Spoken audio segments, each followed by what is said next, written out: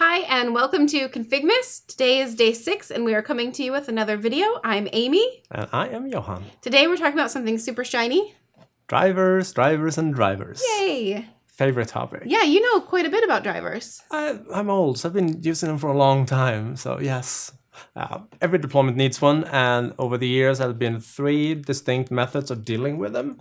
It's been the total chaos method, where you basically take all the drivers, put them in a giant pile, and hope that OSD and Windows will kind of figure it out. Doesn't happen.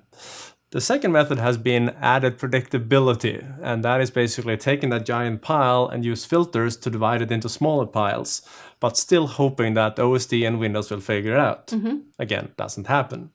The method that most people are using, and the one I highly, highly recommend to continue to use or use if you haven't already, is total control, where you have a single driver package for each model and each OS families. You have one for Windows 10 and one for Windows Server 2019 or whatever you're deploying. Yes.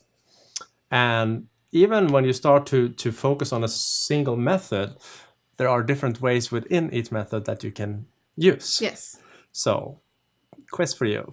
We have drivers for two types of Windows. Okay. So we have for the operating system, Yes. the Windows that we see, and also for Windows PE. Indeed.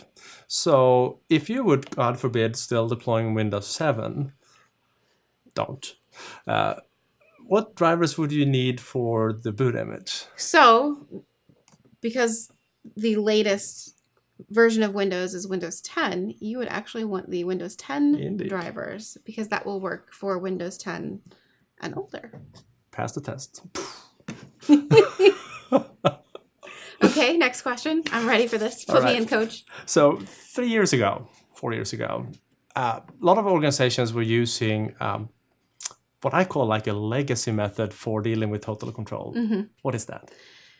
So it's legacy now, but you would go to the vendor, you would find the driver package or cab, however they were calling it, and you would repeat this for every single model. Go and get those drivers, download them, extract them, put them into a source folder, import them into Config Manager, give them a category, create a driver package, and then in your task sequence, you would create a step to apply those drivers, and you would have to decide, am I going to use a WMI query or am I going to use a task sequence variable, which is still a smart way of doing things, not to, harp on anybody if they're still doing it that way. For sure, it's better than let's just import all the drivers and see what happens. Yeah. But it's a lot of work because you're repeating that process for every single model, and it takes a long time to import those drivers into the database. Yeah, I know you have a sequence where you just added these 2 steps in. I do, yeah. I want to take a step back first. I want to give some, I hope, good advice.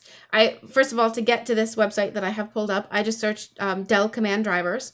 But if you are looking for WinPE drivers, start with the Dell drivers, because I have found, now it's not true for every single model ever deployed, but I have found that the Dell WinPE cab actually works great for almost every single model out there. All you need in WinPE is networking, keyboard, storage. Yeah, I mean, it's not just Dell. They actually tend to work for other vendors too. Yeah, exactly. That's what I was trying to say. So start here first before you try and hunt down WinPE for everybody. And then you simply search for the model. So again, this laptop that I have and that I love so much, it's actually stamped Latitude E7270, and I know that Dell got rid of the E. So this is the driver package that I will be creating now for this.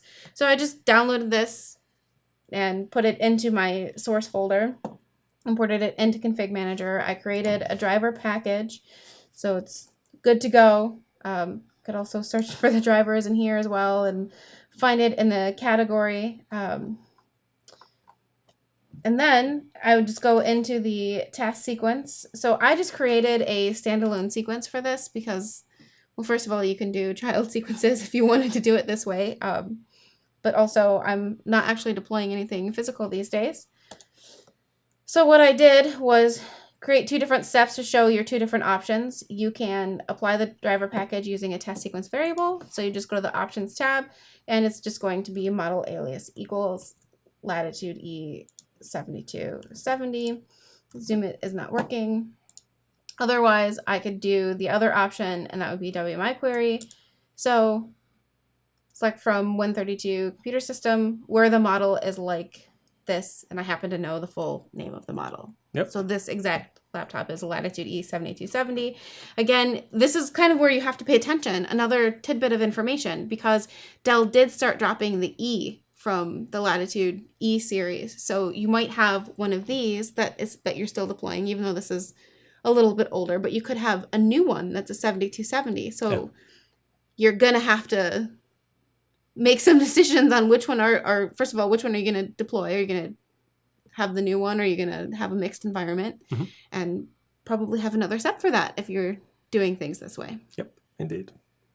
So when there was a time when the Microsoft started to have some issues with the ADK, and the community came together and figured out that, all right, issues with drivers only happen when you had really fast hardware, SSD drives and such. And what they figured out was that, hey, if we just use DISM to install our drivers instead of using the applied driver package, not only do we not have to import them, but also we can start to do some dynamic stuff. We can have PowerShell scripts that automatically figures out what package we need. So if I go over to one of my sequences here, just to give you a little example, this is an older 1709 sequence, soon be out of support, another 4 or 5 months, give or take. But in here, I have added in some drivers, pretty much like Amy showed, but in a larger sequence. But I'm not using the apply driver package action. I'm using the download package content. And I'm putting them in a specific path. I have the same type of condition as Amy was using. I'm using a different one here called model alias. And then I have my install script, the dism command that actually installs the drivers. So I stopped importing drivers. I no longer do these type of packages. Instead, I create, whoops, that is not packages.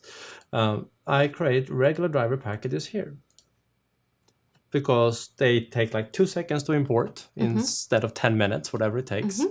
And again, I can be dynamic. And the community took it one step longer. And Morris Daly and Nikolai Anderson have been working with these driver automation tools for years now.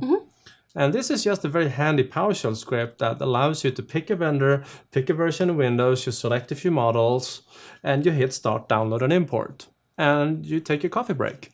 And when you come back, you have all these packages already in Config Manager. So you don't have to do all that extraction, and because the script does it. And then you can get really fancy in the sequence. So I'm just going to search for modern here. So instead of hard coding all these, you have a PowerShell script that does it for you. So a single script here does the job. So that means every time there is a new model, the only thing you need to do is fire up this tool again, select the new model, download and import, and you're done. You don't have to do any changes ever again for that. So this is like state-of-the-art driver management. So these are available on the SE Config Manager website, and it's a bit of a shameless plug, but a while ago I convinced Maurice and Nikolai to go into a TV studio and record a hour 16 long video about their tools and how they work. And the price is just right. Free is good. So if you haven't seen that one, I highly recommend. Again, invite family, friends. Christmas movie. It's great. Yeah. So that was just a little bit of tips and tricks around drivers. If you have any questions or comments, put them here below the video, and hope to see you tomorrow again. Bye. Thanks. Yes.